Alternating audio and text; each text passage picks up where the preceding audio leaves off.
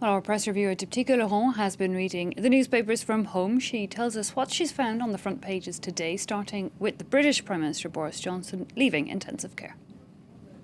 There's a lot of joy in the usually cynical British dailies today after Boris Johnson left intensive care on Thursday. The British Prime Minister will still have to stay in hospital, but his improving health for the tabloid The Sun is a, quote, huge boost to national morale. And ahead of this Easter long weekend, it's a really, really good Friday today, the tabloid says.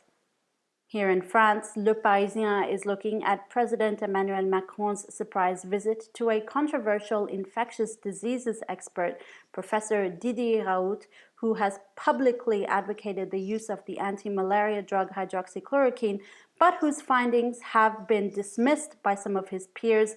For Le Parisien's editor, Macron's visit was also a strategic one. He's trying to position himself as a supporter of the drug in case it ends up being used widely, the paper says.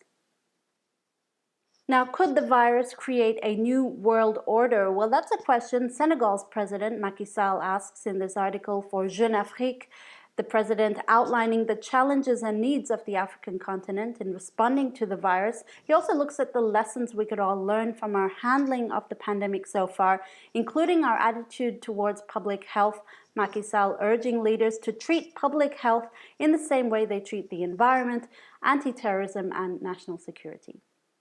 Finally, let's leave you with a bit of culture news. Street artists have certainly been inspired by the pandemic, from criticism of Donald Trump to masks being our new reality to our inexplicable obsession with toilet paper. The pandemic has provided rich fodder for street artists. You can check out some of their works in this article for the Huffington Post.